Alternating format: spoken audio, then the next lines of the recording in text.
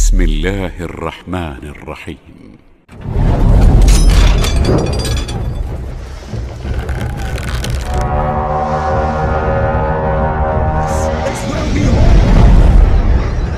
This is where we fight! This is where they die!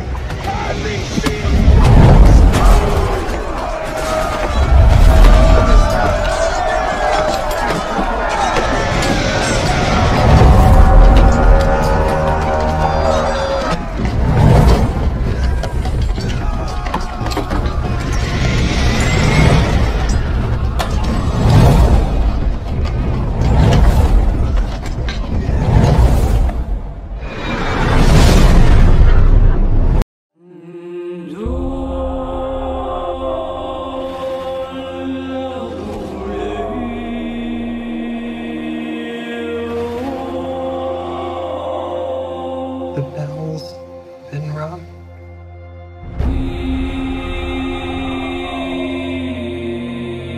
Out in the dark, among the stars, the god is dead.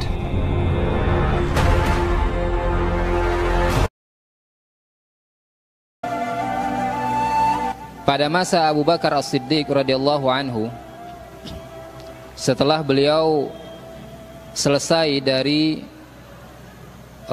mengurus ahlur riddah dan orang-orang yang membangkang dari membayar zakat, maka mulai Abu Bakar mempersiapkan pasukan kaum muslimin untuk menyongsong ke wilayah-wilayah perbatasan, khususnya perbatasan ke wilayah utara, daerah Syam. Demikian juga sebagian dikirim ke daerah Yaman, ke daerah selatan.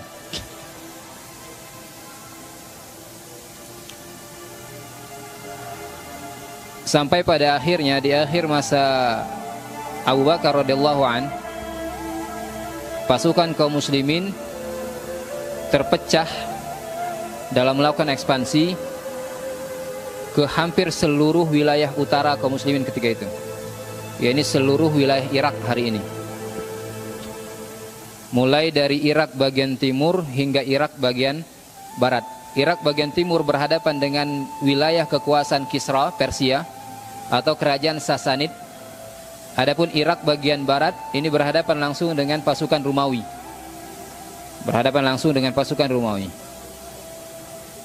sehingga praktis di saat ini kekuatan Islam berhadapan langsung dengan dua kekuatan besar dunia pada masa itu. Dan ini tidak menjadikan kaum muslimin, realita ini, kenyataan bahwasanya yang mereka hadapi adalah dua kekuatan adidaya dunia pada masa itu, tidak menjadikan kaum muslimin gentar.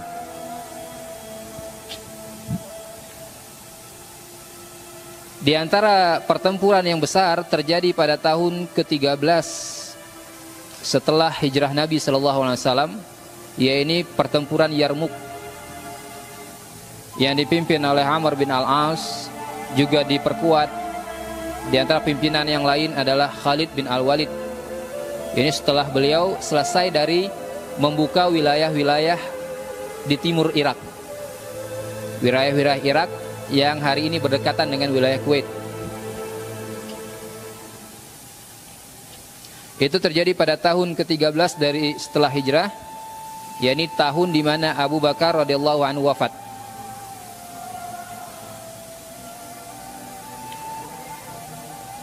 Dan pertempuran yang besar juga terjadi di wilayah Irak yang lain. Di dalam catatan sejarah kita ada yang terkenal dengan pertempuran Buwaib, atau sebelum pertempuran Buwaib ada yang dikenal dengan pertempuran Al-Jisr, pertempuran di atas jembatan yang terjadi di Sungai Yufrat antara pasukan kaum muslimin melawan orang-orang Persia, orang-orang Sasanid, yang di saat itu terjadi kekalahan yang besar terhadap atau atas kaum muslimin. Lebih dari 40.000 kaum muslimin mereka terbunuh atau tenggelam di Sungai Yufrat. Itu di bawah komando Abu Ubaid ibni Mas'ud As-Thaqafi. Abu Ubaid bin Mas'ud As-Thaqafi. Kemudian setelah itu ada pertempuran Buwaib. Pertempuran Buwaib ini terjadi 1 bulan setelah pertempuran Jisr, pertempuran di jembatan. Ketika Abu Ubaid ibnu Mas'ud As-Thaqafi gugur di Jisr, di jembatan tadi, melawan orang-orang Sasanid, maka dia digantikan oleh beberapa panglimanya sesuai dengan urutan dalam perintah dari Abu Ubaid sendiri. Sampai akhirnya komando pasukan diambil oleh Al-Muthanna ibn al-Harith. Lalu Al-Muthanna ibn al-Harith berusaha untuk mengevakuasi kaum muslimin yang tersisa, sehingga beliau berhasil. Lalu beliau memulihkan sisa-sisa pasukan, dan tentunya kabar ini pun disampaikan kepada Umar ibn al-Khattab ketika itu sudah memimpin Umar. Maka Umar pun menambah pasukan tadi, sehingga Al-Muthanna pun mengalihkan pasukannya ke suatu wilayah, mungkin suatu desa atau kota kecil ketika itu yang bernama Buwaib. Lalu pada bulan Ramadan pada tahun ke-13 Hijriah terjadilah pertempuran besar di Buwaib, yang oleh Ibnu Katsir di dalam Al-Bidayah wa Nihayah dikatakan pertempuran Buwaib ini setara dengan pertempuran Yarmuk dalam masalah dahsyatnya. Lalu pada tahun berikutnya terjadi pertempuran Qadisiyah. Terjadi pertempuran Qadisiyah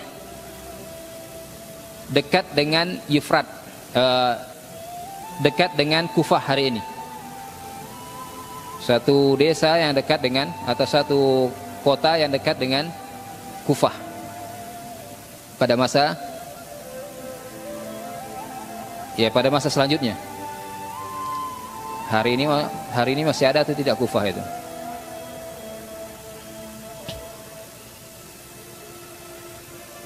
Hanya di sini saya perhatikan sebagian menginformasikan bahwasanya peristiwa Qadisiyah ini terjadi pada bulan Ramadan.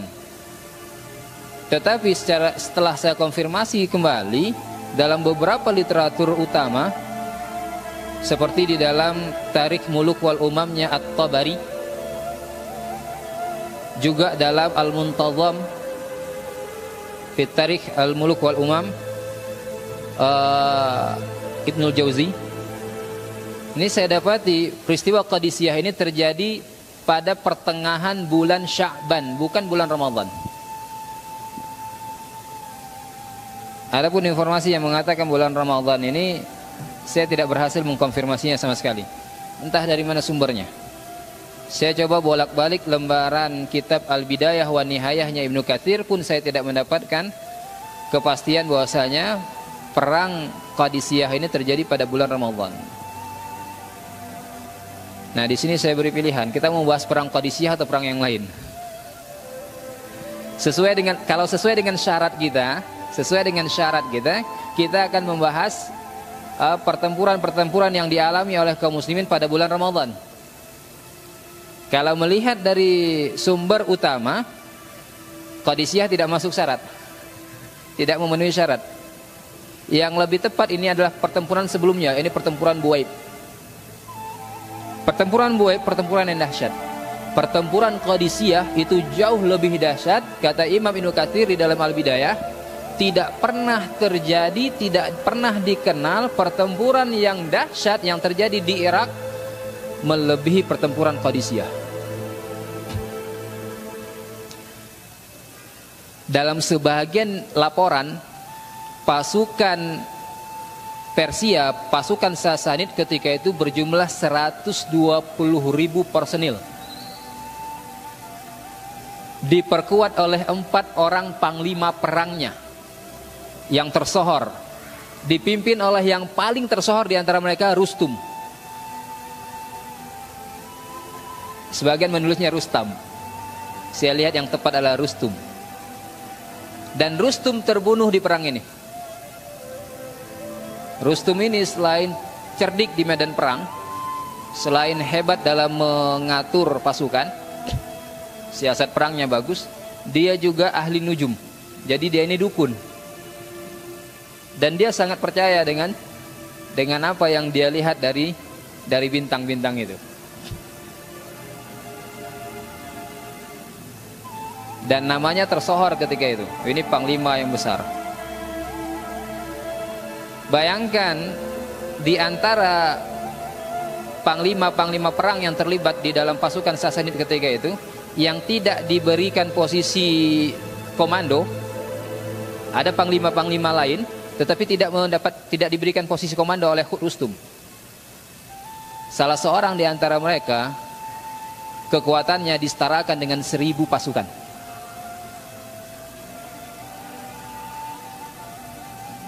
Dan ini dibinasakan oleh seorang Tulaihah dari kaum muslimin.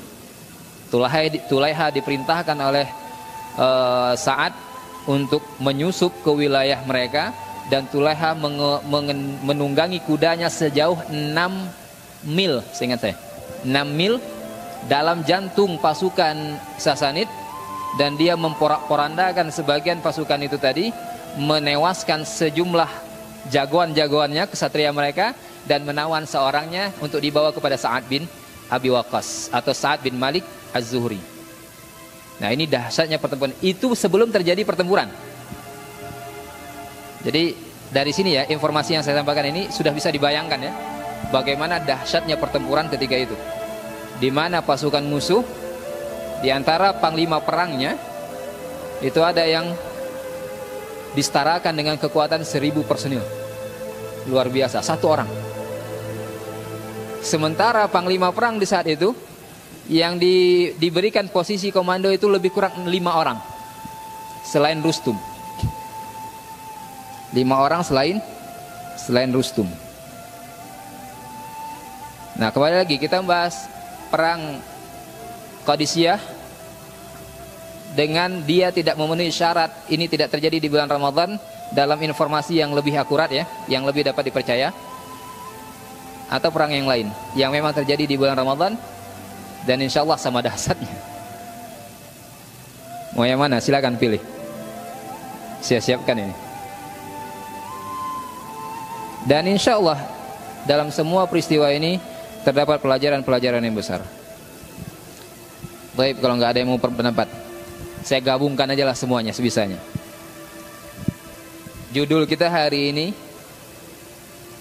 membuka wilayah Persia. Judul kita hari ini membuka wilayah Persia, atau bisa dikatakan sebagai Futuh Khurasan. Ya. Tapi ini hanya dibuka, belum dikuasai seluruhnya. Tetapi setelah tahun ini, setelah tahun 13 dan 14 bahkan atau sampai tahun 15 Hijriah, jatuhnya pusat kerajaan Sasanid, yaitu Madain. Setelah itu maka perluasan wilayah untuk terus ke wilayah timur itu gencar. Jadi ini gerbangnya, gerbang untuk ke timur itu harus melewati Qadisiyah dulu sebenarnya. Qadisiyah itu gerbangnya ke wilayah timur. Tetapi sebelum menghadapi Qadisiyah, menghadapi pertempuran di Qadisiyah, kaum muslimin dihadapkan dengan pertempuran pendahuluan sebelumnya sebagai upaya untuk mengukuhkan pijakan sebagai basis militer di wilayah timur nantinya. Di mana pada masa Abu Bakar As-Siddiq, Khalid bin Al-Walid itu diperintahkan untuk merangsek ke wilayah timur. Beliau membuka wilayah-wilayah yang dekat sebelum wilayah Kufah, tapi dekat dengan Kufah, perbatasan antara Irak dan wilayah kaum muslimin ketika itu.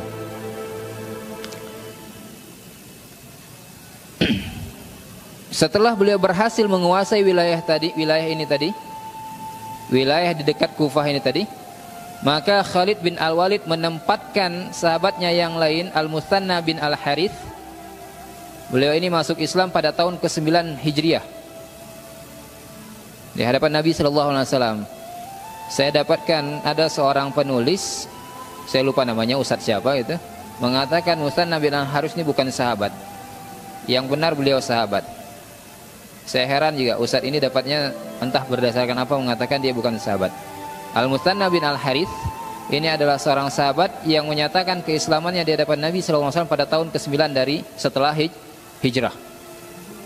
Dan nama beliau ini ditulis di dalam Al-Isti'ab fi Ma'rifatil Ashab Ibnu Abdul Bar, dan juga kitab-kitab yang lain yang khusus menghimpun nama-nama sahabat. Dan dinyatakan tegas oleh Ibnu Hibban atau yang lainnya, lahu suhbah. Ini ada status sahabatnya ada, sabit. Beliau masuk Islam bersama rombongannya yang diutus menghadap Nabi SAW pada tahun ke-9 Hijriah. Ada yang mengatakan tahun ke-10, tapi kebanyakan mengatakan tahun ke-9. Khalid bin Al-Walid menempatkan Al-Musanna sebagai wali untuk wilayah-wilayah yang baru dibuka ini, yang masuk wilayah Irak. Sekarang Irak bagian timur ini. Irak bagian timur yang berdekatan, hari ini berdekatan dengan wilayah Kuwait. Ya. Antum ingat Basrah? Basrah itu berada di wilayah Kuwait hari ini. Dulu itu masuk wilayah Irak. Dulu itu masuk wilayah Irak. Lalu pada tahun ke-13, tahun 13 Hijriah, Abu Bakar memerintahkan Al-Musanna bin Al-Harits untuk melanjutkan pembukaan wilayah. Dan qadarullah pada tahun itu Abu Bakar meninggal. Abu Bakar mewasiatkan kepemimpinan kaum muslimin berada di tangan siapa? Umar ibnul Khattab radhiyallahu anhu. Sehingga kekuasaan tadi diambillah oleh Umar dipegang oleh Umar, lalu Abu Bakar berwasiat kepada Umar. Di hari di mana Abu Bakar meninggal itu, Abu Bakar mengatakan, aku kira telah sampai masaku. Sekiranya aku meninggal hari ini, maka jangan tunggu malam hari, perintahkan Al-Musanna untuk melanjutkan tugasnya. Sekiranya aku bertahan sampai besok, maka sampai malam, maka jangan tunggu pagi hari, lakukan perintah tadi. Itu diantara wasiatnya Abu Bakar. Dan Abu Bakar mengatakan jangan sampai musibah ini, yakni musibah meninggalnya Abu Bakar, menjadi batu penghalang dari usaha jihad kaum muslimin. Lihat, dalam hal menyebarkan Islam, ketokohan itu tidak dianggap oleh sahabat besar Abu Bakar radhiyallahu anhu. Siapa Abu Bakar? Demikian juga Umar, demikian sahabat-sahabat yang lain.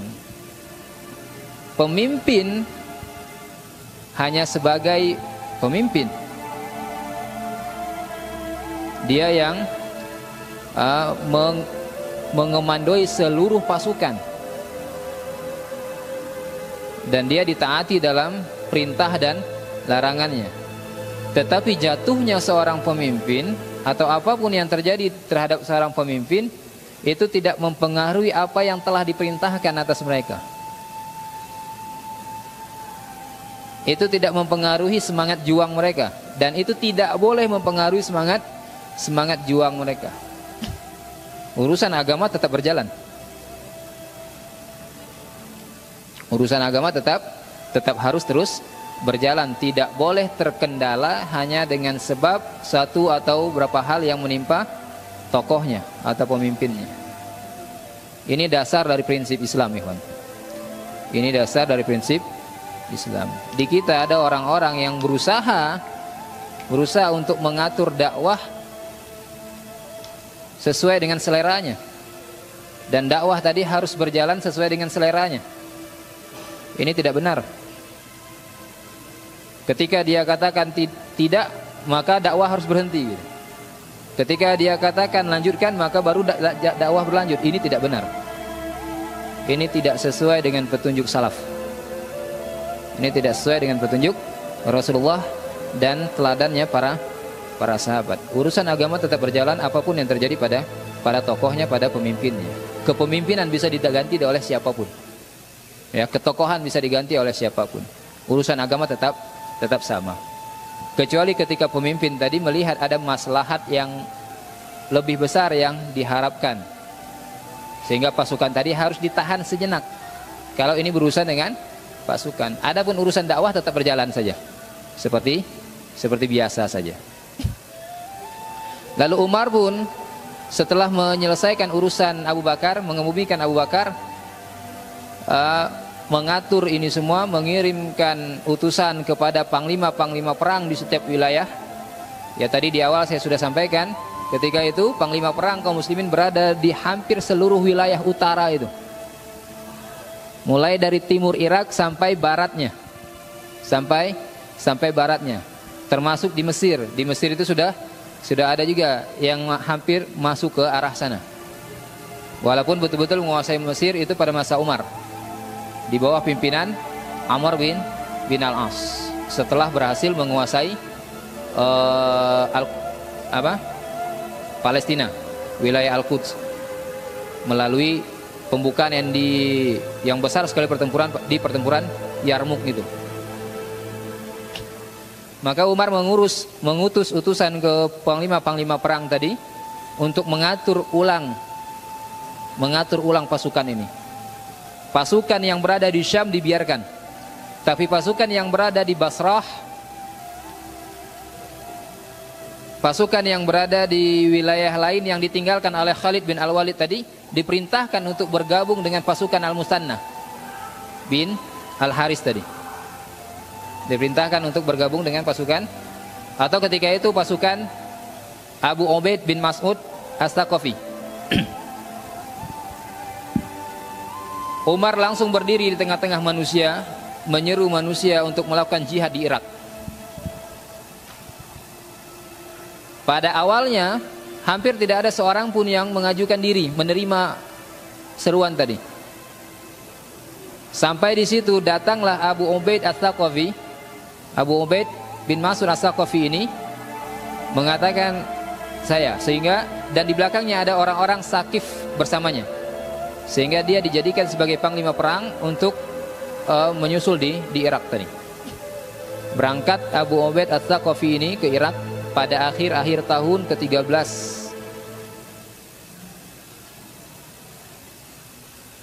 Sampai di sana, lalu dia mengambil pos di utaranya Buwaib, di wilayah utara.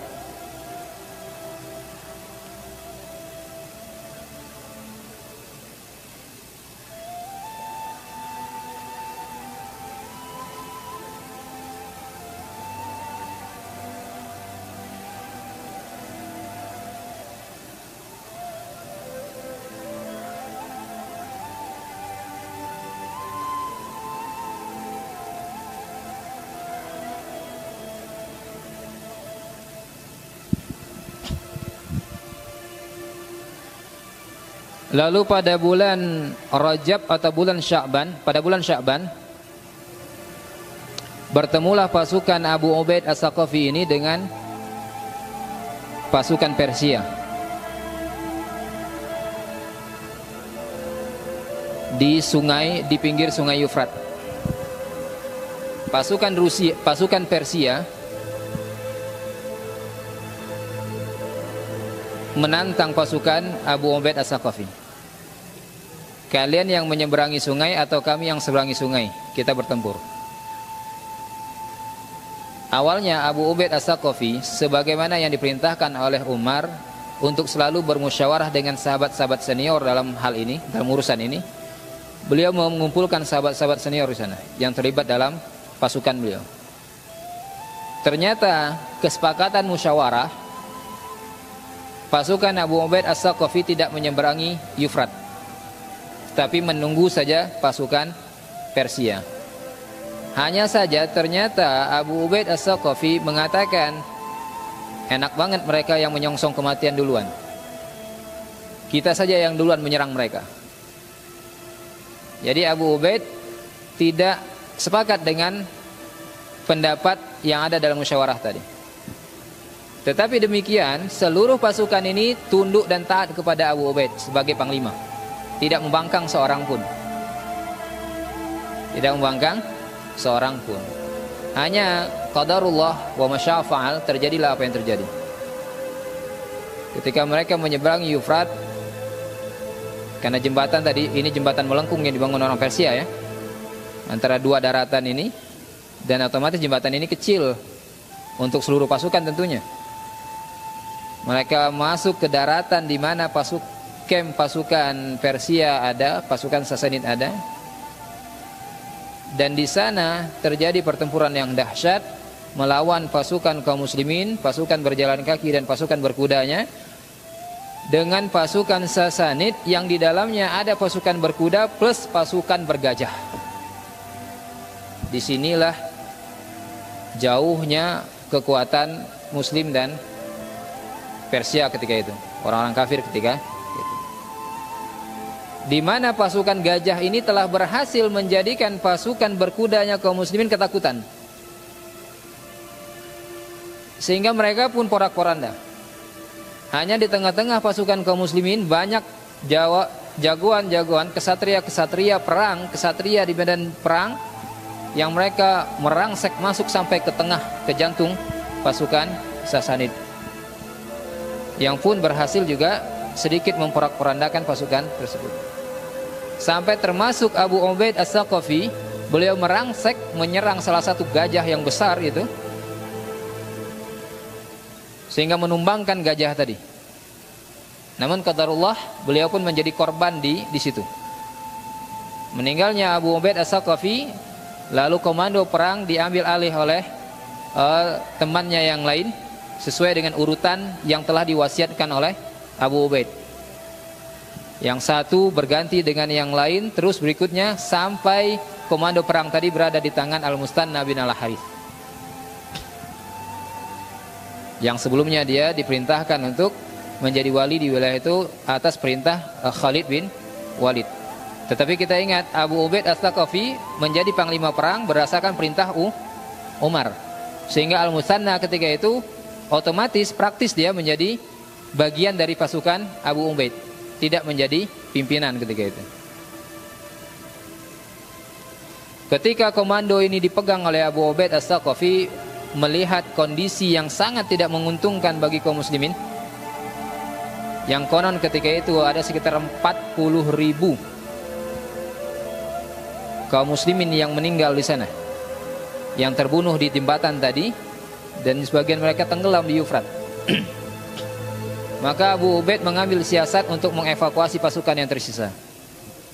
Dahsyatnya pertempuran ini, sebahagian kaum muslimin itu lari sampai ke Madinah. Lihat jauhnya mereka lari. Sebagian dari pasukan kaum muslimin tadi lari sampai ke Madinah. Sebagian yang lain kocar-kacir sampai disatukan kembali oleh Al-Musanna bin Al-Harith.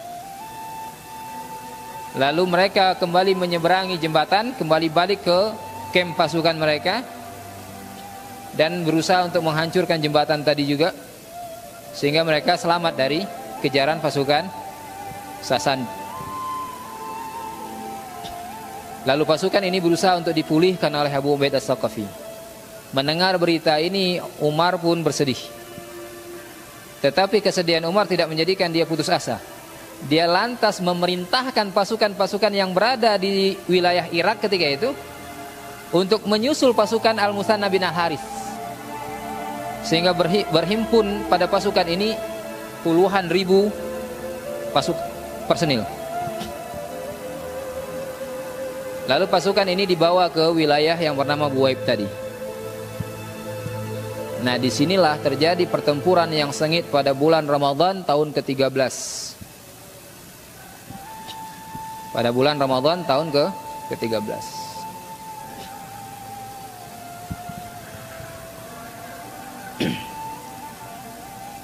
Dan pada pertempuran ini, pada bulan Ramadan ini, kemenangan dapat diambil oleh pasukan Al-Musanna bin Al-Harith. Kemenangan dapat diambil oleh pasukan Musanna bin Al-Harith.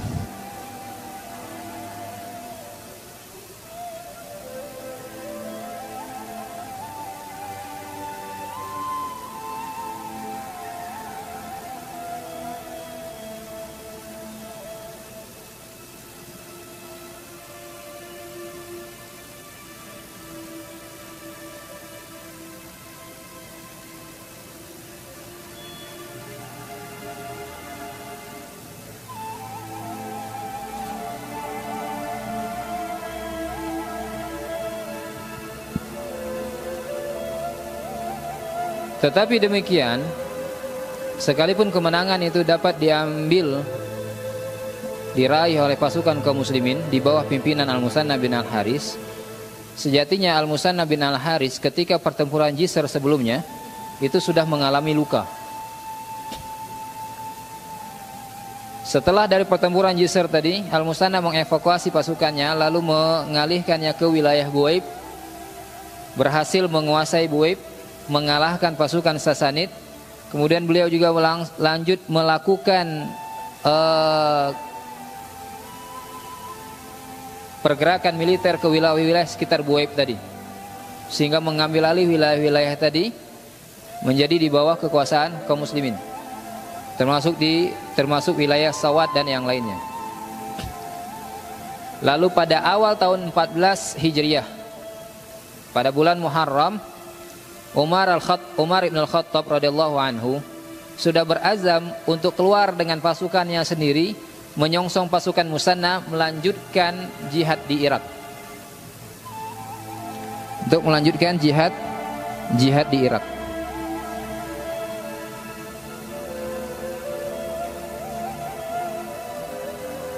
Ketika itu Umar telah keluar sampai ke satu mata air, sudah tidak lagi di Madinah. Di Madinah kepemimpinan ketika itu diwakilkan oleh Ali.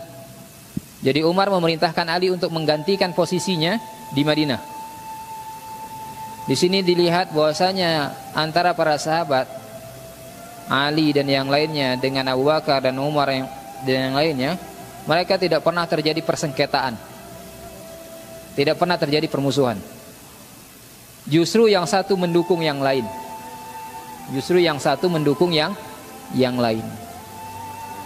Tuduhan orang-orang Syiah dalam hal ini tidak pernah terbukti.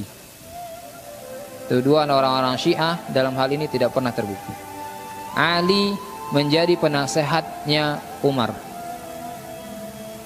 Ali menjadi kepercayaannya Umar. Sekiranya ada persengketaan antara mereka, tidak mungkin terjadi hal seperti ini. Persengketaan yang bersifat prinsip. Kalaupun berbeda pendapat dalam 1-2 masalah, itu sudah fitrah sudah kodrat penciptaan manusia dari dulu demikian. Ya. Berbeda pendapat dalam 1-2 masalah itu sudah kodrat penciptaan manusia dari dulu. Tetapi tetap mereka tidak pernah memecah barisan kaum muslimin. Tidak pernah terjadi persengketaan yang satu memusuhi yang lain, yang satu dendam dengan yang lain.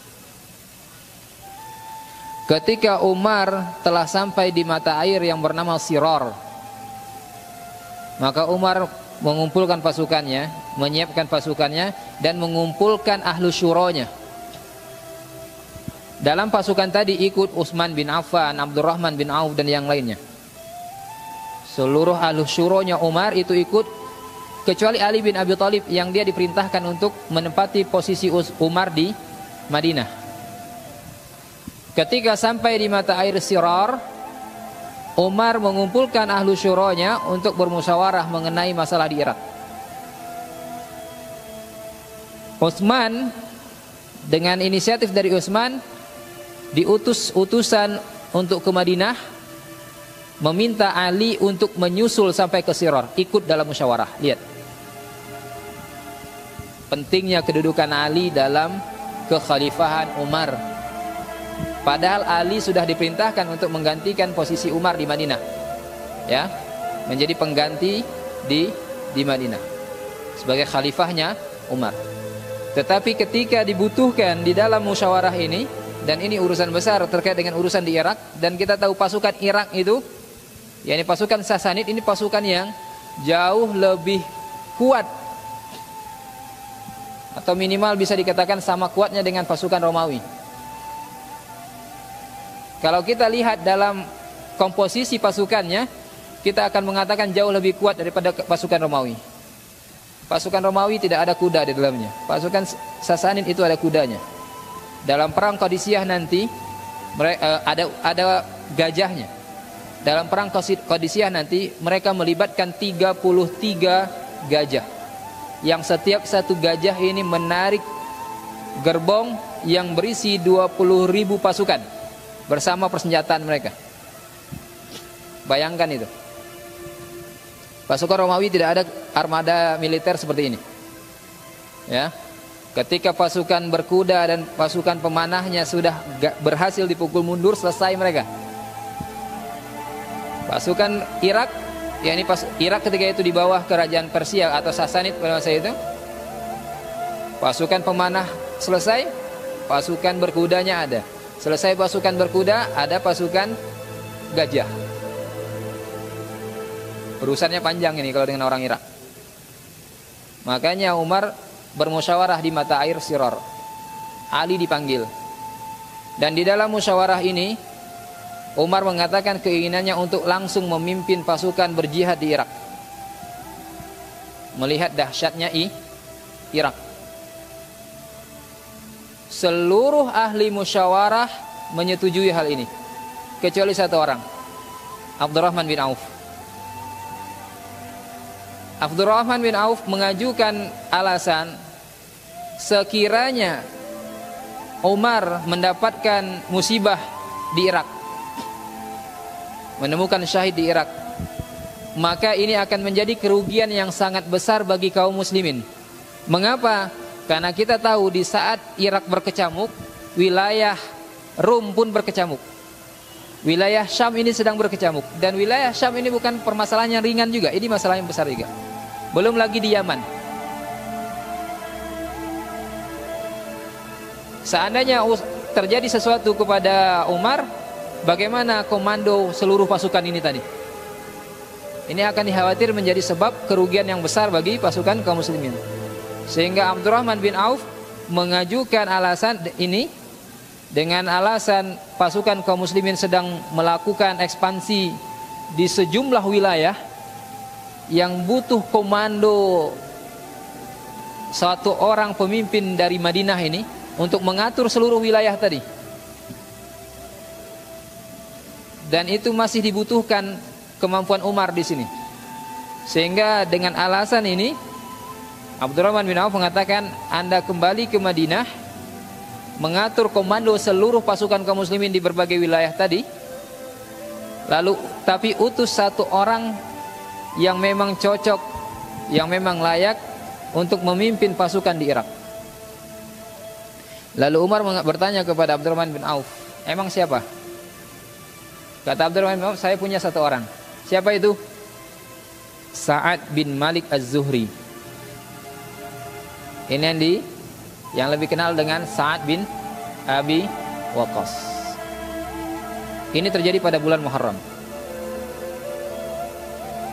Lalu pendapat Abdurrahman bin Auf ini dipandang tepat oleh seluruh ahli musyawarah, termasuk Umar.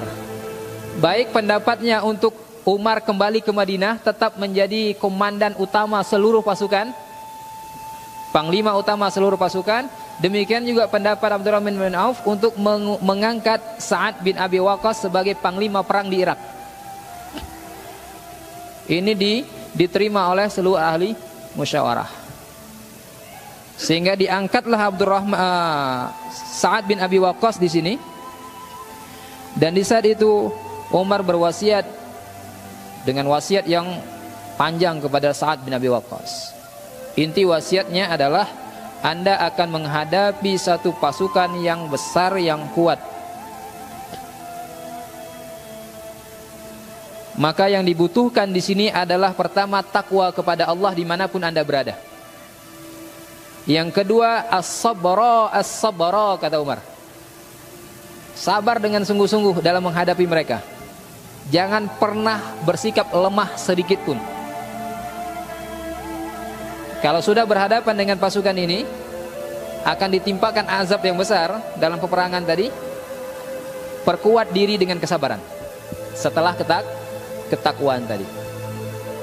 Bahkan di antara wasiat Umar, wahai Sa'ad, anak ibunya Sa'ad, ya, orang kalau udah ngomong seperti ini pesannya harus betul-betul didengar, ya.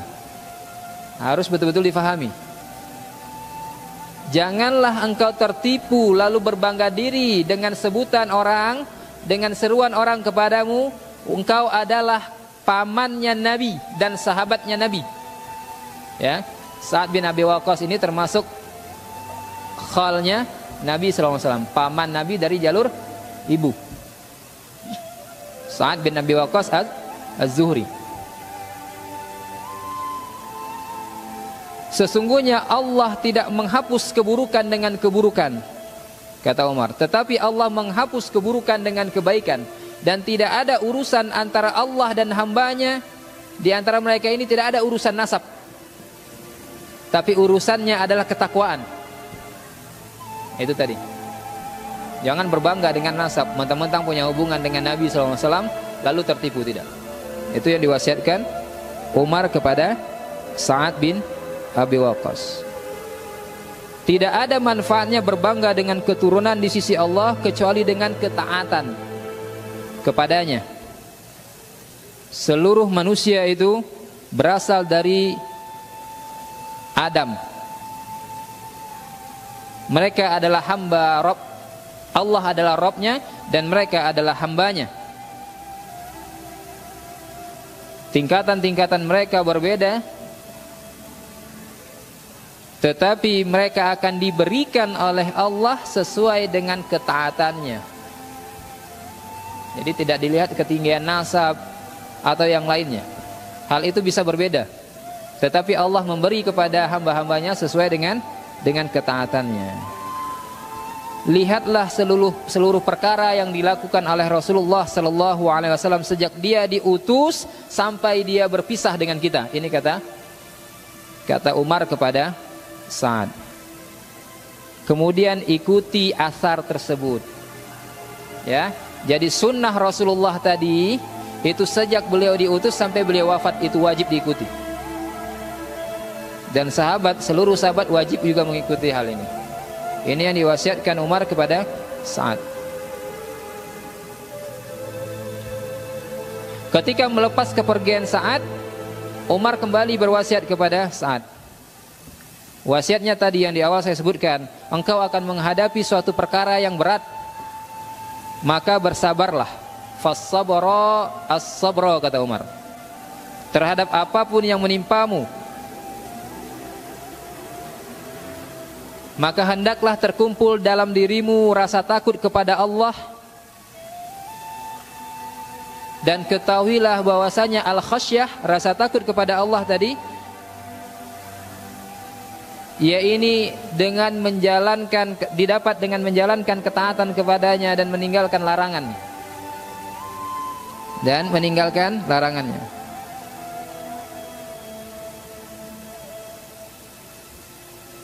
Dan orang yang mentaati Allah, patuh kepada Allah, dia pasti akan membenci dunia.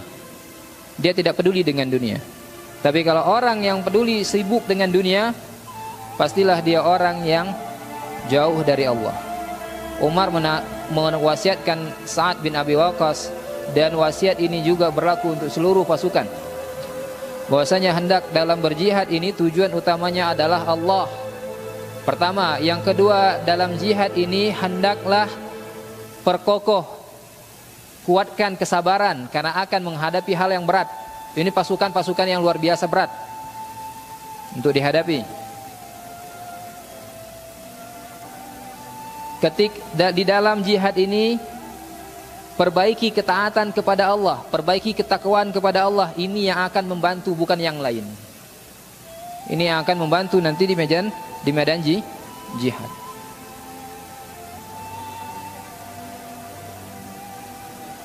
Dan seterusnya dari wasiat Umar kepada Sa'ad, sehingga berangkatlah ketika itu Sa'ad bin Abi Waqqas membawa 4.000 pasukan.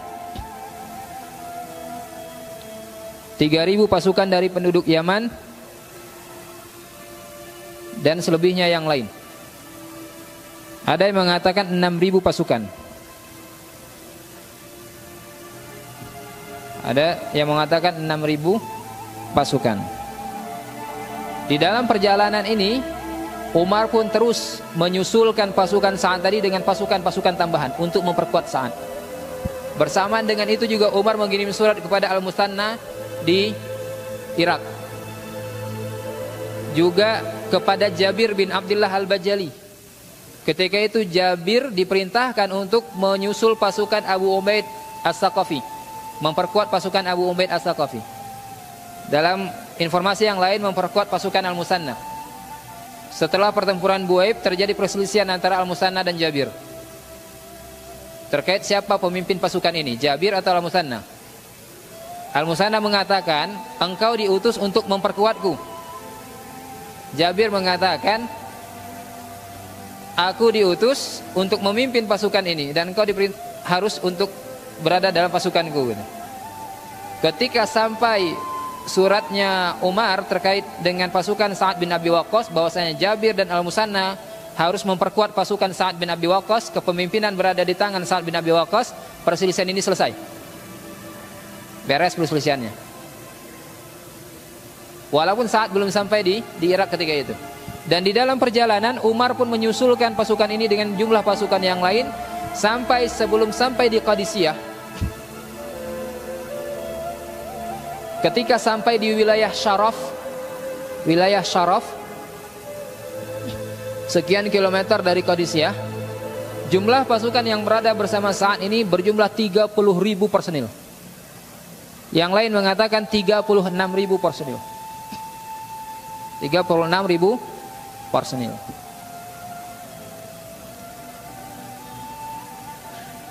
Ini terkait dengan pasukan Sa'ad bin Abi Waqqas. Sampai di Syarab, Sa'ad bin Abi Waqqas terus mengirim surat kepada Umar. Terjadi murasalah antara Sa'ad dan Umar di Madinah terkait dengan kondisi wilayah Irak. Dan terus instruksi-instruksi baru berdatangan dari Madinah. Di dalam rangkaian ini semua sampai akhir dari kisah Qadisiyah, bahkan setelah Qadisiyah, yang saya lihat bahwasanya pasukan ini sejatinya betul-betul diatur oleh Umar ibn Khattab radhiyallahu anhu. Sa'ad bin Abi Waqqas hanya menjadi panglima di lapangan. Adapun apa yang harus dilakukan pasukan ini, maju atau bertahan, itu bergantung komandonya Umar. Dan di dalam hal ini nampak kemampuan Umar dalam menyusun strategi perang luar biasa sekali. Pasukan ini, pasukan Sa'ad bin Abi Waqqas tadi, tidak diizinkan untuk masuk ke wilayah, ke jantung pertahanan orang-orang Sasanid, orang-orang Persia. Dan sebelumnya Al-Musanna juga sudah diperintahkan oleh Umar untuk bertahan di wilayah perbatasan. Setelah mendapat kabar terkait dengan kekalahan di Jisr, di jembatan tadi, Umar di antara perintah kepada Musanna, duduki wilayah perbatasan, buat pasukan musuh ini gentar. Ya, dan ini berhasil terlebih dengan kemenangan di Buaib. Kemenangan di Buaib, yang kata Ibnu Katsir ini setara dengan pertempuran Yarmuk. Ini dahsyatnya di pertempuran di Buaib tadi. Pertempuran di Buaib itu terjadi sekitar 3 atau 4 hari. Hari pertama itu bisa dikatakan kekalahan pasukan kaum muslimin. Hari kedua demikian.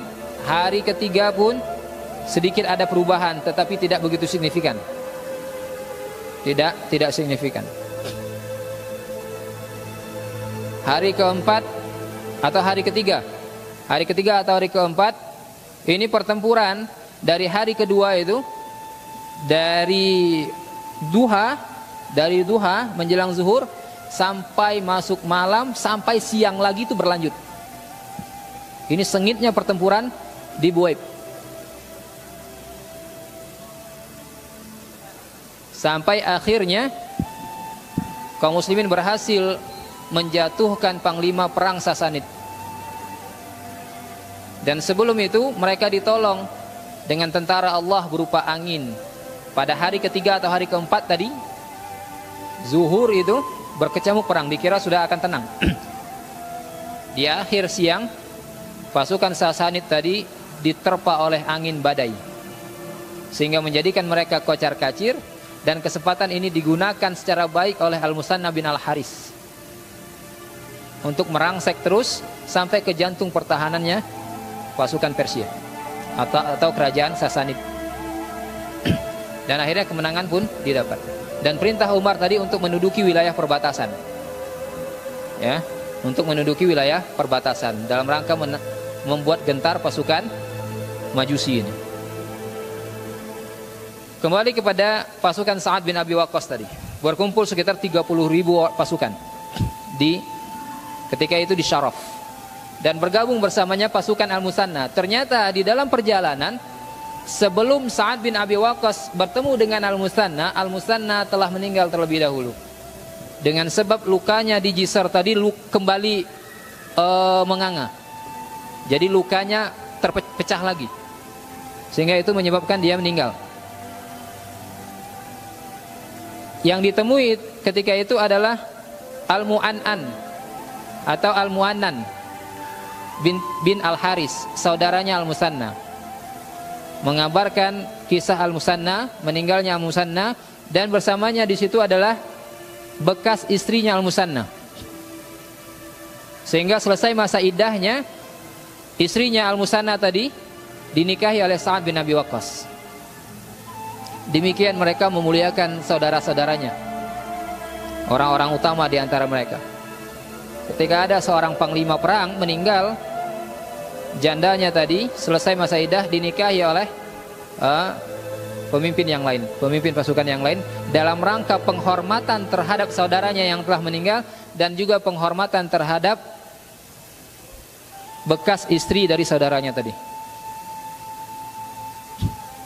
Dan ini menjadi kebiasaan kaum muslimin dahulu, pasukan kaum muslimin demikian.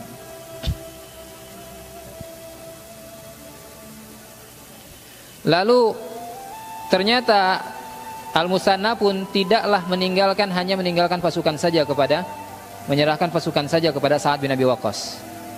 Beliau pun meninggalkan pesan kepada Sa'ad bin Abi Waqqas, memberitakan bagaimana trik untuk menghadapi pasukan Sasanid ini.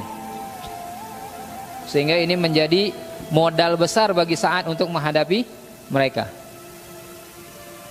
Dan setelahnya Umar ibn Khattab terus berkirim surat kepada Sa'ad bin Abi Waqqas ketika setelah sampai di Syaraf. Lalu Umar perintahkan untuk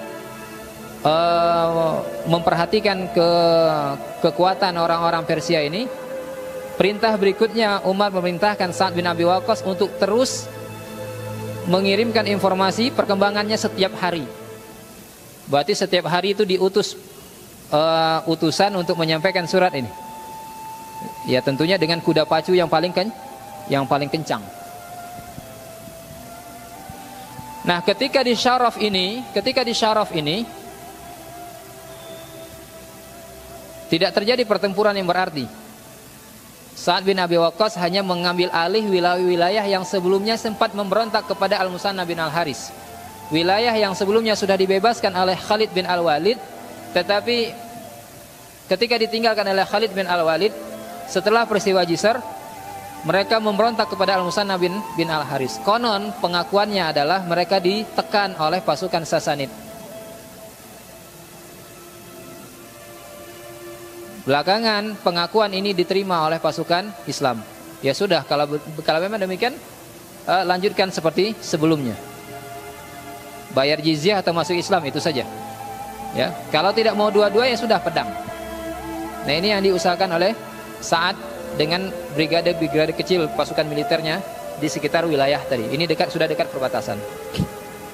Dan juga perintah Umar adalah untuk mengabarkan kondisi Irak sejelas mungkin, serinci mungkin. Sampai-sampai penjelasan tadi haruslah seakan-akan Irak itu tergambarkan di hadapan mata Umar. Dan itu yang benar-benar dilakukan oleh Sa'ad bin Abi Waqqas atau Sa'ad bin Malik Az-Zuhri, ya. Sa'ad bin Malik Az-Zuhri atau yang dikenal dengan Sa'ad bin Abi Waqqas. Lalu singkat cerita, sudah jam 5 ya. Pasukan ini bergerak maju ke Qadisiyah. Dan selama ini antara Syaraf dan Qadisiyah ini telah diutus duta dari pasukan kaum muslimin ini, diantaranya Al-Mughirah bin Syu'bah, Tulaihah dan yang lainnya kepada Raja Persia ketika itu. Raja Persia ketika itu diutus ini untuk menawarkan 3 hal, salah satu dari 3 hal kepada Raja Persia. Tawarannya pertama, masuk Islam. Yang kedua, jizyah, bayar jizyah. Yang ketiga, pedang. Raja Persia marah bukan kepalang mendengar hal ini. Sampai-sampai mengatakan, sesungguhnya kalian ini tidak lebih seperti Zubab yang mendapati asal. Zubab itu kalau kita terjemahkan lalat. Ya, lalat, bukan lebah. Lalat yang mengerumuni madu katanya. Ini menghina sekali ini. Tetapi seluruh utusan tadi mengatakan hal yang sama. Terserah Anda mau apa. Tawarannya cuma 3. Imma masuk Islam, aslim taslam. Masuk Islam maka selamat, kami akan biarkan kalian. Lanjutkan kekuasaan kalian di sini. Tetapi tentunya tunduk di bawah khalifah yang ada di Madinah. Kalau tidak, jizyah. Bayar upeti yang diambil setiap tahun dari mereka. Kalau tidak juga, ya sudah, kita pertemukan saja 2 pasukan. Ya, ini perang. Sampai Allah memutuskan 1 dari 2 janjinya. Apa janjinya? Kata Raja Persia, yang meninggal di kalangan kami diberikan surga, atau Allah kuasakan kalian kepada kami. Makin marah. Tadi sudah marah, sekarang marah lagi. Ngamuk. Tapi oleh Raja Persia ini ada semacam satu pot berisi tanah. Kalian tidak akan mendapatkan sejengkal pun dari tanahku. Lebih kurang demikian. Kecuali itu. Dihinakan luar biasa ini. Tetapi utusan tadi tidak menggubris hinaan tadi. Hanya mereka berpaling, diambilnya tuh tanah di dalam wadah tadi, dipikulnya, dibawanya kepada Sa'ad bin Abi Waqqas. Apa kata Sa'ad bin Abi Waqqas? Insya Allah ini kabar gembira. Mereka sudah ngasih tanahnya cuma-cuma. Setelah pulang utusan ini, Raja Persia ketika itu mengumpulkan pasukan perangnya tadi, panglima-panglima perangnya tadi. Di antaranya Rustum tadi. Ada Rustum, ada Mihran dan yang lainnya. Ini saya ceritakan, saya ringkas saja, tidak saya sebutkan nama-nama semua, kecuali yang pokok saja. Panglima perang utamanya Rustum. Rustum marah, Rustum jengkel dengan rajanya tadi. Rajanya sudah membuat keputusan kirim seluruh pasukan sekaligus hantam orang ini. Rustum jengkel. Kata Rustum, tidak demikian berperang dengan orang Arab. Kata Rustum, kalau mau menghadapi orang Arab, kirim pasukan setahap demi setahap. Jadi satu gelombang demi gelombang berikutnya. Satu gelombang kirim, lalu susul dengan gelombang berikutnya. Ini taktik perang yang tepat untuk menghadapi orang Arab, bukan mengirimkan sekaligus. Kenapa? Logikanya begini, kirimkan sekaligus, hancur sekaligus. Kirimkan secara bertahap, kaum muslimin itu akan menjadi lelah. Paling tidak pada tahap berikutnya kemenangan diraih, itu maksudnya. Dan Rustum ini ingat tadi saya katakan, di samping dia panglima perang tersohor, dia juga ahli nujum, dia dukunnya. Dan sebelumnya dia sudah lihat bintang. Di dalam mimpinya, dalam salah satu mimpinya, bintang tadi jatuh, dibawakan kepada Nabi Muhammad SAW, lalu diserahkan kepada Umar Ibn Khattab. Menurut ilmu perdukunannya Rustum, dan dia sangat meyakini hal ini kita jangan yakini enggak. Tapi bagi kaum muslim ini kabar gembira saja nanti. Karena ini sudah menjatuhkan mentalnya sejak awal. Ini tanda kekalahan pasukan Persia. Takluknya kerajaan Sasanid di bawah kekuasaan Islam. Nah, itu satu. Lalu ketika diperintahkan rajanya untuk berkumpul tadi, Nama rajanya susah disebutkan, Yazizrak atau apalah gitu, makanya saya nggak sebutin namanya. Ternyata rajanya telah memberikan satu pot tanah tadi, potnya pot besar ya, satu wadah tanah tadi, entah satu gentong lah kita katakan ya, kepada pasukan Islam tadi. Ya makin kesal, ngapain dikasih katanya. Akhirnya Rustum perintahkan pasukannya untuk menyusul, tapi tidak tersusul, untuk mengambil tanah tadi. Karena bagi Rustum ini semakin kuat pertanda wilayah Sasanid akan jatuh ke dalam tangan kaum muslimin.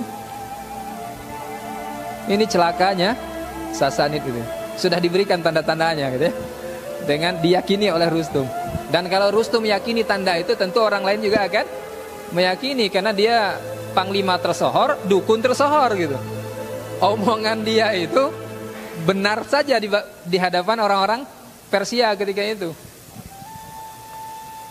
Kata raja ketika itu, tidak, keputusan saya sudah bulat, kirimkan seluruh pasukan dalam gelombang yang besar. Itu tadi, dalam sebagian informasi dikatakan 80.000. Dalam yang lain ini dikuatkan oleh, lebih banyak dikuatkan 120.000 pasukan. Dan itu di bawah kendali Rustum seluruhnya. Di bawah kendali Rustum. Akhirnya Rustum pun berangkat. Tetapi karena sudah melihat pertanda tadi, yang seharusnya bisa bertemu dengan pasukan Sa'ad dalam hitungan yang lebih, dalam waktu yang lebih pendek, Rustum sengaja mengulur-ulur waktu antara jarak dia keluar tadi dengan bertemunya dengan pasukan Sa'ad bin Abi Waqqas itu 4 bulan. Diulur-ulur waktu. Karena ini dari awal sudah semakin jatuh mentalnya. Mulai dari tanda bintang tadi sampai tanah yang diberikan cuma-cuma kepada pasukan Islam tadi, semakin jatuh mentalnya tadi. Ditunda-tunda, diulur-ulur sampai 4 bulan baru bertemu. Padahal nggak perlu 4 bulan. Nah dari sini Yohan, perkiraan memang terjadi pada bulan Sya'ban atau bulan Ramadan. Karena mengingat perhitungan perjalanan Sa'ad bin Abi Waqqas dari Madinah ke Syaraf itu makan berapa bulan? Ya, itu makan berapa bulan? Di Syaraf beliau bertahan itu sebulan. Di Syaraf beliau bertahan sebulan sebelum melanjutkan ke Qadisiyah. Kalau seandainya kita perhitungkan itu 2 bulan Madinah ke Syaraf, Madinah ke Irak, ya, kalau Madinah langsung ke Qadisiyah dengan Madinah Syaraf itu lebih kurang sama karena jaraknya tidak begitu jauh, hanya beberapa kilometer saja. Itu 2 bulan atau lebih sedikit. Kita ambil misalnya berangkat di akhir Muharram, Safar, Rabiul Awal, akhir Rabiul Awal atau awal Rabiul Akhir, itu sudah sampai di Syaraf. Ya, pasukan ini tadi. Dan ingat, dalam perjalanan pun perlahan ditambahkan. Jadi ini sekitar 2 sampai 3 bulan. Kemudian bertahan 1 bulan Rabiul Akhir. Kemudian jarak perjalanan Rustum tadi 4 bulan. Ya. Ingat kita, utusan tadi yang sampai kepada raja tadi adalah utusan Sa'ad, bukan utusan Musanna. Artinya Sa'ad sudah sampai di Syaraf. Ya, Sa'ad sudah sampai di Syaraf. Perjalanan Rustum tadi 4 bulan. Kita anggap 4 bulan misalnya dari bulan Rabiul Akhir. Rabiul Akhir, Jumadil Awal, Jumadil Akhir, Rajab. Pas ini. Jadi pas perhitungan terjadi memang bulan Sya'ban.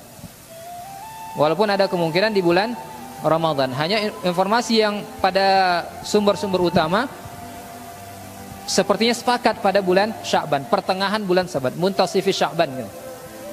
Pertengahan bulan Sya'ban. Tapi ini juga kelanjutan dari perang Buwaib tadi.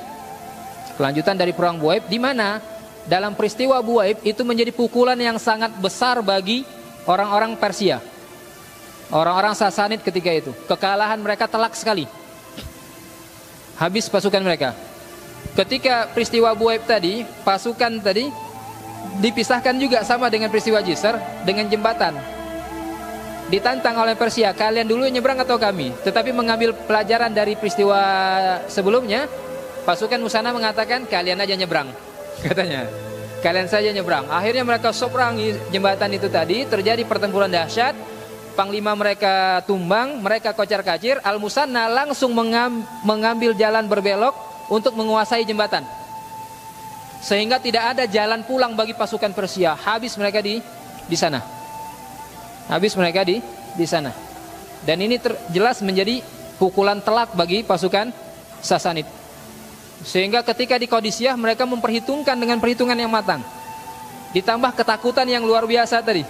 Sudahlah mentalnya jatuh dengan sebab pertempuran di Buaib pada bulan Ramadan tahun sebelumnya. Ditambah lagi dengan apa yang dilihat oleh Rustum melalui mimpinya tadi. Ini panglima perang saja sudah kalah mental ini. Nah, ketika sudah sampai di Qadisiyah ini gerbang Persia ketika itu. Untuk masuk ke wilayah Khurasan harus lewat ini gerbang utamanya. Maka Rustum meminta pasukan Sa'ad untuk mengirimkan utusannya. Pertama dikirim utusan Mughirah bin Syu'bah. Sampai di tendanya Rustum, Mughirah duduk di atas singgasananya Rustum. Ikhwan, Muslim haruslah tinggi di hadapan selain mereka. Antum kalau jalan di hadapan orang-orang kafir, jangan tundukkan kepala. Itu menghinakan Islam dan kaum muslimin. Kita suka kan? Punten gitu ya. Kalau itu bukan muslim, jangan tundukkan kepala antum. Tegakkan kepala antum. Tanpa perlu petantang petenteng gitu ya. Asa kumaha gitu ya. Ulah. Tapi biasa tegakkan kepala, jangan tundukkan kepala. Ini kita tegak tidak, petantang petenteng memang tidak, tapi membungkuk jangan. Hina muslim di hadapan kafir kalau demikian. Jangan sekali-sekali hinakan agama antum di hadapan mereka.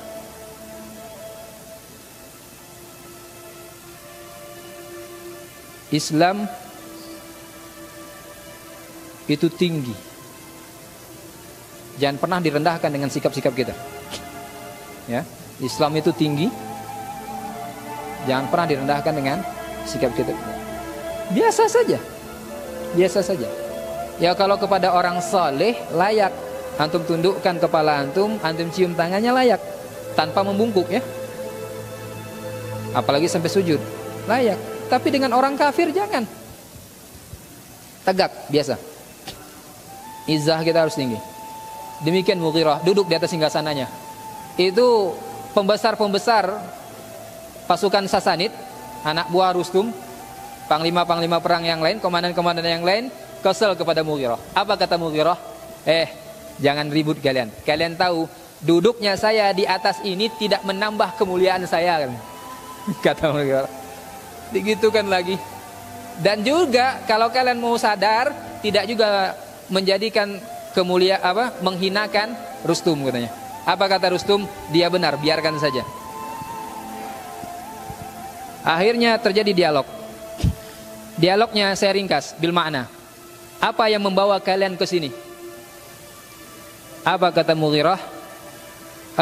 Rustum mengatakan, mengapa kalian ke sini? Sudahlah, kalian pulang, kami berikan kalian harta yang banyak.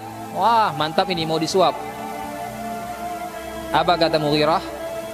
Kami datang ke sini bukan karena dunia. Kami nggak ngarepin itu. Kalau karena dunia kan sudah kan dikasih harta yang banyak, selesai kan? Tapi kami datang ke sini dengan perintah Allah. Apa perintahnya? Untuk menyebarkan Islam ini, untuk meninggikan kalimat Allah ini, untuk mendakwahkan manusia kepada Islam ini. Kalau kalian tunduk kepada agama ini, maka kami biarkan kalian. Lalu ya, berikutnya lagi, selanjutnya perkataan Mughirah. Rustum meminta penjelasan tentang agama ini, dijelaskan oleh Mughirah. Dan Rustum memuji apa yang disampaikan Mughirah ini sebagai suatu hal yang baik, hasan gitu. Seluruhnya demikian. Mughirah mengatakan, kami diperintahkan untuk menyeru manusia kepada mengeluarkan manusia dari ketaatan kepada makhluknya, atau menyeru manusia kepada ketaatan kepada Allah saja dan meninggalkan seluruh ketaatan kepada makhluknya, penghambaan kepada makhluknya. Rustum mengatakan, "Hadza hasan." Ini baik. Dan seterusnya disampaikan oleh Mughirah itu, intinya adalah kami di sini dalam rangka meninggikan kalimat Allah, ingin membebaskan manusia dari penghambaan kepada makhluk, kepada penghambaan kepada Khalik, kepada penciptanya makhluk. Itu yang dikatakan oleh Mughirah. Dan seterusnya seluruhnya oleh Rustum dikatakan hasan.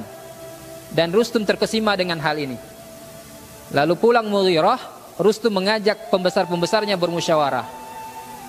Bagaimana pandangan kalian? Tidakkah kalian mau menerima dakwah mereka ini? Seluruh mereka mencelanya. Rustum sudah menyeru mereka, mengajak mereka untuk menerima dakwah kaum muslimin, masuk Islam, tunduk pada aturan Islam, dan seterusnya. Tapi mereka menolak. Apa kata siapa? Lalu setelah itu Rustum minta lagi utusan yang berikutnya. Dikirimlah Ar-Rib'i. Ar-Rib'i datang dengan pakaian perang lengkap, baju besinya, pedangnya, bawa tombaknya dengan kudanya. Masuk ke tendanya Rustum dengan kudanya, diinjak-injaklah. Ketika mengundang Rib'i tadi, sebelum sampai Rib'i, itu tendanya Rustum dihiasi dengan perhiasan yang luar biasa menterengnya. Tempat duduk dari berlapis emas, sutra, bantal-bantal berlapis emas, dan seterusnya. Wah, bagus. Kalau kita ngelihat mungkin ngiler gitu ya, pengen. Tapi Rib'i masuk dengan pakaian yang lusuh saja, biasa saja. Ya. Dan dia membawa pakaian baju besinya lengkap, bawa pedangnya. Masuk dengan kudanya, diinjak-injak itu apa? Tikar. Karpet permadani ya, orang Persia terkenal dari dulu ya, negeri produsen permadani yang bagus-bagus. Itu diinjak-injak oleh kudanya. Ketika pasukan Rustum memerintahkan Rib'i untuk melepas senjatanya, apa kata Rib'i? Saya datang ke sini bukan dengan kemauan saya, kalian yang ngundang. Maka biarkan saya dalam keadaan demikian, kalau tidak saya pulang. Lihat, wibawa muslim lagi. Satu orang muslim, pakaian biasa saja, tapi menggentarkan satu pasukan yang tersohor. Pasukan ini tandingan pasukan Rum. Antum ingat film 300? Nonton nggak? Itu gambar pertempuran antara pasukan Rum dan pasukan Persia. Entah benar entah enggak, tapi gitulah jumlahnya pasukannya. Pasukan dengan gajah yang besar kan, raksasa itu lawannya. Orang Rum aja kewalahan gitu. Demikian itu. Lalu ketika turun dari kudanya, Rib'i bertumpu kepada tongkatnya yang matanya diletakkan di bagian bawah. Sehingga setiap dia berjalan, sobeklah itu permadani. Habislah itu. Peduli amat. Sejak kocar-kacir lah itu ruangan yang sudah dihiasi bagus-bagus kan. Dan Rib'i pun mengatakan apa yang dikatakan Mughirah tadi. Pulang Rib'i. Datang lagi utusan berikutnya. Terakhir datang lagi Mughirah, datang kembali. Ketika Rib'i pulang, diajak lagi musyawarah. Pasukannya pun gak mau tunduk. Apa kata pasukannya? Apaan, lihat pakaiannya lusuh gitu. Selain baju besi, pakaiannya kan lusuh begitu katanya. Apa kata Rustum? Waihakum, celaka kalian. Jangan lihat pakaiannya, perhatikan kecerdasannya, apa yang dia sampaikan. Orang ini orang yang cerdas, yang dia dakwahkan adalah hal yang bagus, hal yang baik, dan disampaikan dengan penuh kecerdasan. Sesungguhnya orang Arab tidak pernah peduli dengan pakaiannya dan makanannya. Sesungguhnya orang Arab tidak pernah peduli dengan urusan pakaian dan masalah makanannya katanya. Jadi kaum muslimin tidak pernah peduli. Ini ada hari ini muslim sibuk dengan pakaian bagus gitu ya, bajunya 3 juta gitu, ada renda-rendanya gitu, pakai benang emas mungkin. Masya Allah, perawatan 1 bulan 3 juta. La ilaha illallah. Apa urusannya? Ujung-ujungnya juga keriput mati. Ya, kata Allah, antum mati umur 60 tahun mau perawatan bagaimana? 60 tahun tewas juga.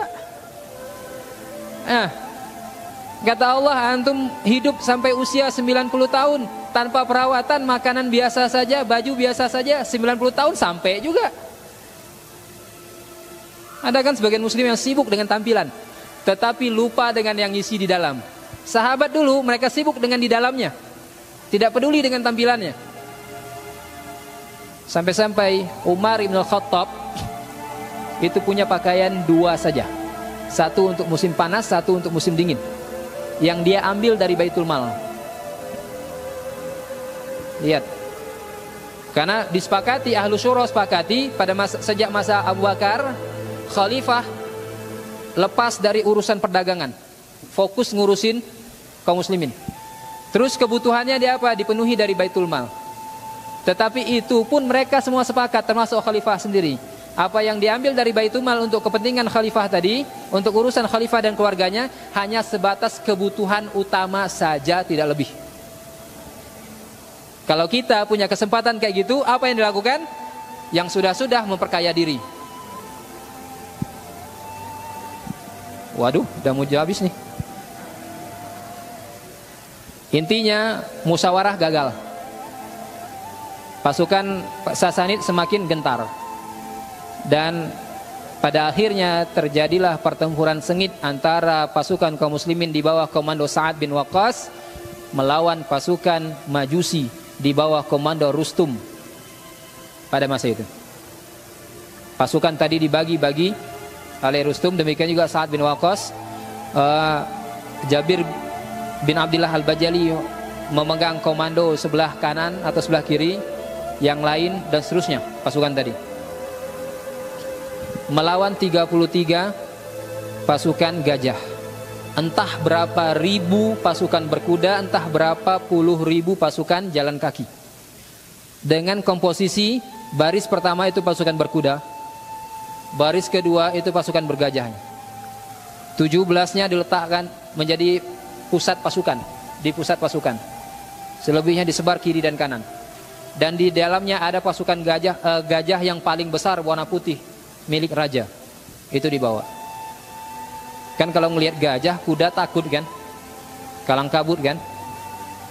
Sampai pada akhirnya salah satu komandan pasukan memberikan saran kepada Sa'ad bin Abi Waqqas untuk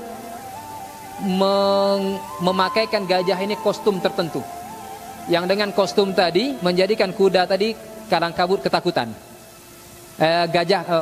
Memakaikan kuda-kuda pasukan kaum muslimin dengan kostum tertentu yang menyebabkan pasukan gajah tadi kalang kabut ketakutan. Sehingga gajah tadi berputar arah memporak-porandakan pasukan Majusi. Hari pertama sampai hari ketiga, yaitu di di Buaib. Pada puncak pertempuran, pasukan ini pun dihancurkan, berhasil dipukul mundur. Panglima pasukannya pengen lari. Salah satu dalam pasukan kaum muslimin tadi melihat dia mau lari, menyeberangi sungai, dipukul sampai terluka. Lalu Jabir bin Abdullah memenggal kepalanya. Sehingga 2 orang sahabat ini bersengketa terkait dengan persenjataan, perlengkapan perang Rustum tadi. Jabir mengambil pedangnya, temannya ngambil yang lain, bagi. Lalu akhirnya kemenangan ini pun didapat.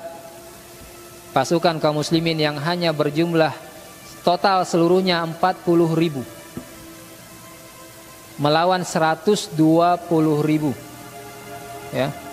Total seluruhnya setelah bergabung pasukan Musanna dan yang lainnya tadi, dan Jabir bin Abdullah, totalnya 40.000 melawan 120.000 pasukan.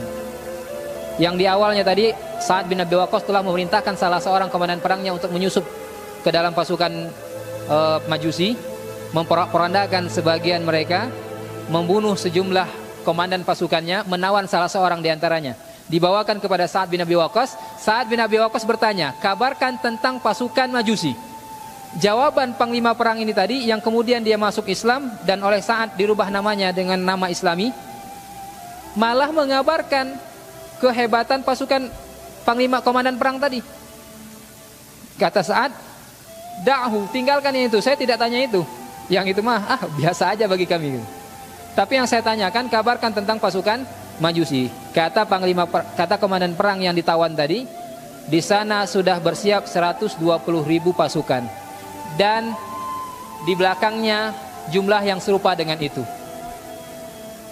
Tetapi 120.000 tadi dipukul mundur oleh pasukan Sa'ad bin Abi Waqqas, ditumbangkan seluruhnya. Panglima perangnya tumbang di situ. Kabar ini disampaikan kepada Umar bin Khattab di Madinah.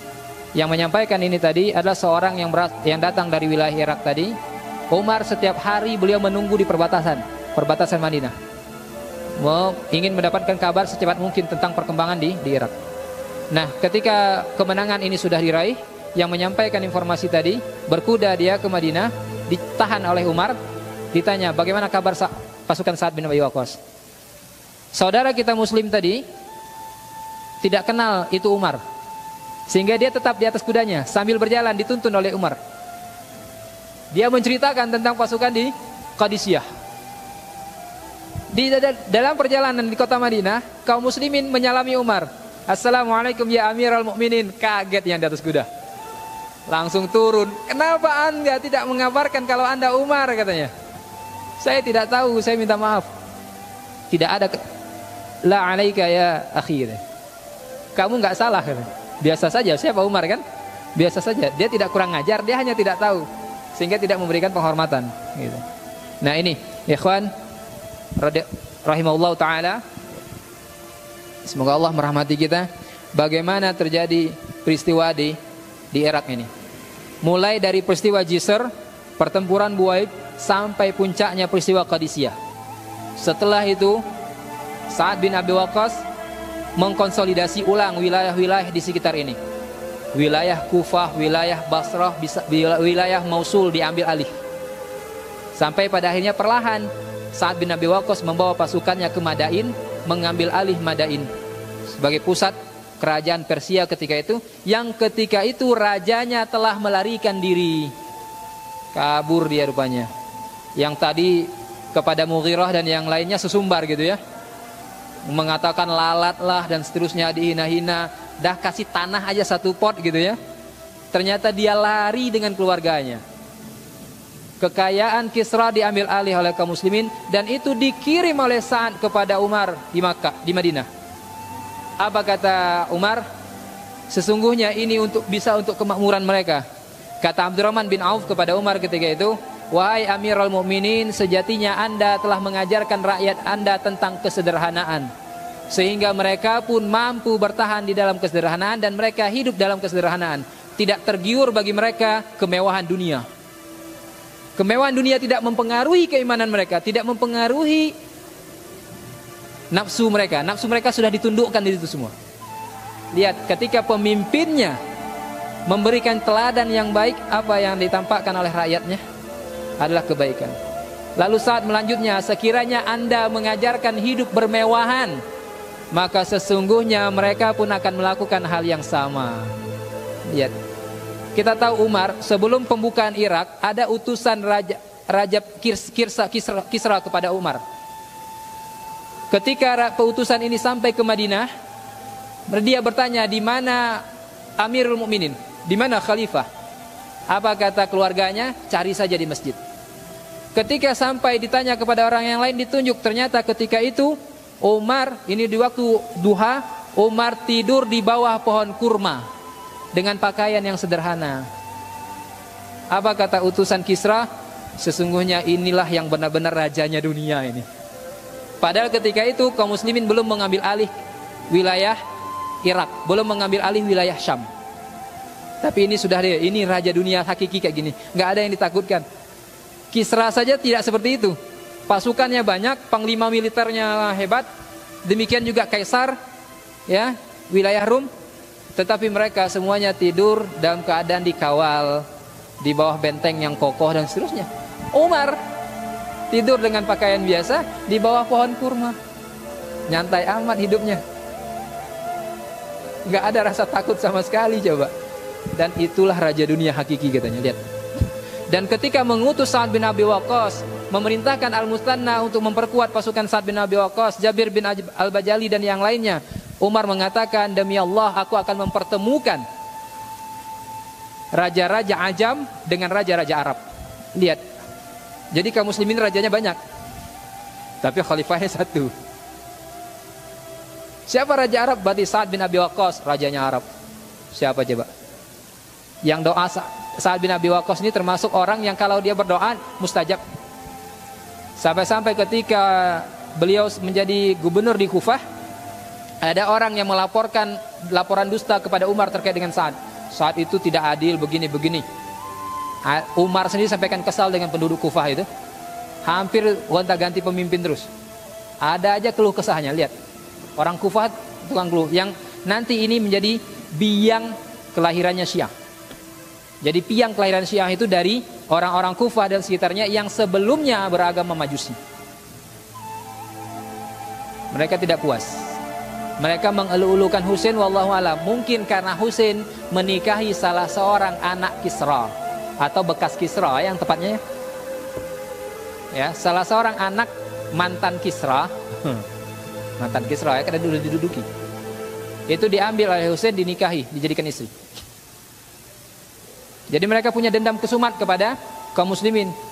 Makanya Umar itu musuh utamanya kan. Abu Lu'lu'ah siapa yang dibunuh? Umar kan? Oleh orang Syiah hari ini dikatakan sebagai Abu Syuja, si pemberani itu dikatakan. Dia dikubur di kuburannya yang dianggap mulia di sana. Yang konon katanya ada kuburan Ali di situ. Konon. Beberapa hari yang lalu di Yaman dibongkar kuburan yang katanya keramat. Ternyata kosong, nggak ada bau mayat, nggak ada tanda-tanda bekas mayat dan sebagainya. Itu panitia yang mengelola kuburan kabur. Sekarang katanya sedang dikejar-kejar oleh polisi Yaman. Ya kan kuburan-kuburan keramat di sana apa banyak yang seperti itu. Konon kuburan keramat puluhan tahun diyakini kuburan keramat. Orang datang ke situ minta kan. Terakhir ada inisiatif, cobalah kita lihat isinya apa, kosong melompong. Makan tuh kuburan keramat katanya kan. Nah ini. Kembali kepada kisah tadi.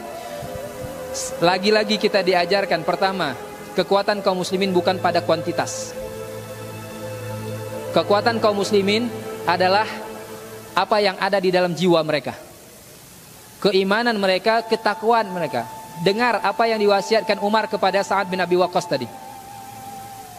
Ya, apa yang diwasiatkan Umar kepada Sa'ad bin Abi Waqqas. Bukan masalah nasab, keturunan yang baik dan sebagainya, bukan masalah jumlah. Tapi adalah ketakwaan kepada Allah.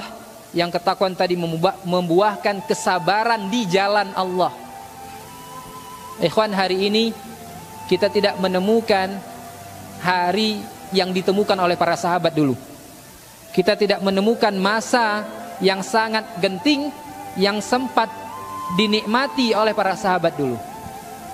Tetapi hari ini kita mendapatkan hari-hari di mana Islam terhinakan secara umum. Tidaklah seorang menampakkan keislamannya kecuali mereka malu untuk hal itu, kecuali yang dirahmati oleh Allah. Sehingga ini bukti bagi kita, terkadang menampakkan keislaman adalah suatu hal yang berat hari ini. Padahal bagi sahabat itu bukan hal yang berat. Justru yang berat adalah apa? Menghadapi pasukan bergajah tadi. Hanya sekedar menampakkan keislaman ringan sekali. Lihat bagaimana sahabat di hadapan pembesar dunia, mereka tidak pernah menundukkan dirinya. Karena tahu itu semua tidak lebih, kata Rasulullah, bagaikan bangkai kambing. Tidak lebih daripada bangkai kambing. Dan mereka sangat mengetahui agama Allah itu sangat tinggi, dan mereka sedang memegang agama Allah sehingga wajib untuk ditinggikan. Ini pelajaran-pelajaran yang bisa kita ambil dari sini. Sehingga ketakwaan ini, berpegang teguh kepada agama ini, menegakkan agama ini, menampakkan agama ini di hadapan agama-agama yang lain. Dan ini sudah janji Allah. Di dalam salah satu pertempuran, Musanna mengatakan, pertempuran di Buwaib, Musanna mengatakan, ya ma'syaral muslimin, adatukum Kebiasaan kalian adalah apa? Seruan kalian adalah berperang atau menampakkan Islam, berperang di jalan Allah, meninggikan kalimat Allah. Meninggikan kalimat Allah. Dan itu dengan sebab inilah kemenangan demi kemenangan didapatkan oleh kaum muslimin. Dan hal ini pun serupa ketika pembukaan Baitul Maqdis. Rahib di Baitul Maqdis tidak mau menyerahkan kunci Baitul Maqdis kecuali kepada Amirul Mukminin. Maka Umar datang dengan budaknya, menunggangi satu tunggangan bergantian, menggunakan pakaian yang biasa digunakan oleh Umar.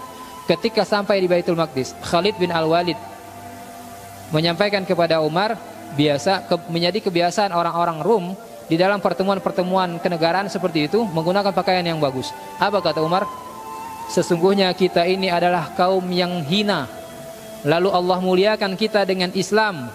Maka kapan saja kita mencari kemuliaan dari selain Islam, maka Allah akan menghinakan kita.